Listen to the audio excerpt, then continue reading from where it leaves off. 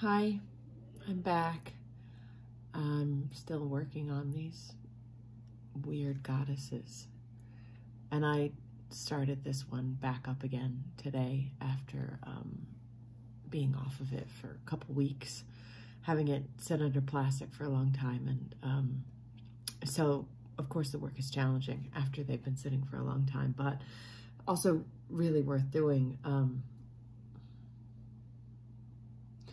Yeah, I've decided I wanted to make a video tonight, and I already started this and I didn't like the first one. My words are just not coming really well, but I keep coming back to really wanting to do this one, and so I think I'll just let it go ahead and suck, because maybe that's where I'm at right now. And so I wanted to talk about making art as an act of love. Because, I don't know, just because today was kind of full of some surprising little bits of love, and though things seem endlessly difficult, I'm actually like dealing with things in a really productive and positive way right now. And so coming back to this feels like the same thing. It feels like really goddamn difficult, and not necessarily something that I want to do, but something that I need to do, and that ties in with the theme, what I want to talk about, art as love. Ignoring this piece, turning away from it, is actually really destructive to myself. It's actually really hurtful to me to blow off my work and pretend like I can get by without it, or that making a commitment to it doesn't really matter, that I can survive without making the commitment that I need to my work. It's false, and it's it's destructive. It's really self-destructive. And so in the spirit of pushing past the places that feel difficult, in the spirit of, fuck it, I'm going to do it anyway. Here I am. Fuck it, I'm going to do it anyway. And so you see, I've already gotten the face on her, and I've kind of worked out the hair. The arms are in place. There's a lot that's been going on with it, but just very slowly, very fits and starts. And this isn't the kind of work that can last forever. Sitting under plastic is, it can take it. It's still workable. I've been uncovering it and spraying it down and trying to take care of it. But if you notice, the sword has got this goddamn curve in it, and that's because I've been spraying it down. And it got wet under the plastic, and the plastic curved it in. And so, not to get too persnickety about little details that really don't matter, but to sort of come back to that idea that when we're making art, we are taking care of ourselves in the most fundamental way, especially if you identify as an artist in any way. It's something that you cannot stop doing and be well. It's something that you cannot turn away from and really survive. If it is you, it is what you must do.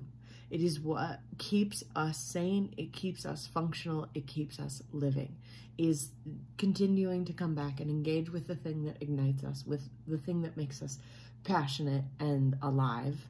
And turning away from that is one of the worst forms of self-destruction that there is. And I'm not doing it. I can't do it.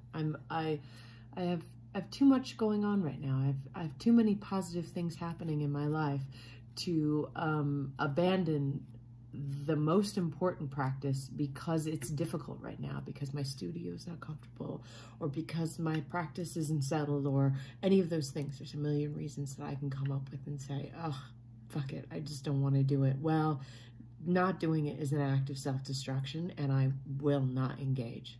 I'm gonna do what must be done. And so today, what must be done is carving the foot out of this little posture here so I can get her set up to hold her little passel of skulls. And I think also it is love in the way that it forces us to look. It forces us to look at the world. It forces us to look at the work. It forces us to look at ourselves in a way that is less judgmental. If you're coming at your process with a lot of predetermined notions about what it is or how it should be or how it's got to work, either number one, you have to be incredibly good, or number two, you're not honoring the practice or the function of the practice very clearly. So much of it is a respond as it's happening kind of a scenario, always. And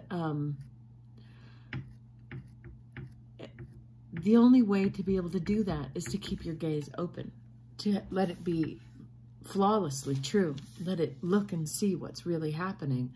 Like this leg has a curve where no curve should be because there should be a bone in there. So I'm gonna come in here and I'm gonna take that out. I can only see that if I see that, if I'm looking at it, if I'm looking at it carefully and closely. But also, you know, that applies to other abstract ideas as well. The face on this one is so different, right? She's just so much more open and benevolent, and that's not really the image that I have, and I was very tempted to sort of want to come in and fight with that and kind of honor the spirit of the work that I'm sort of copying or mimicking, and I nah, absolutely not. I'm not doing that. If this is the goddess that I'm making today, for fuck's sake, let her be benevolent, right? And you can only do that if you're looking at it. If you're outside of what you think it has to be and actually paying attention to what's sitting in front of you. And that becomes the most critical thing that we do when we make art, is to really pay the fucking attention to it that it deserves. And so yeah, that's another really important aspect of how art is love, because of course, attention is love. Anything that you're willing to give your heart and mind to in that way, you love it. You love it, you love it, you love it. And it loves you in return, because everything, even a leather hard lump of clay, loves attention. It's what we are built for. It's what we exist for, is to give attention. We are the universe with a capacity to see, with a capacity to understand, and a capacity to respond. And it's our attention and our imagination that makes all of that shit possible. And so, yeah, attention is love. And give your art some attention.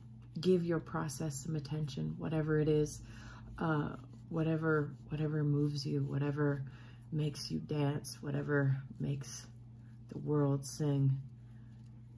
Pay it the attention that it deserves. Don't let it fall into something that is you passively ignore.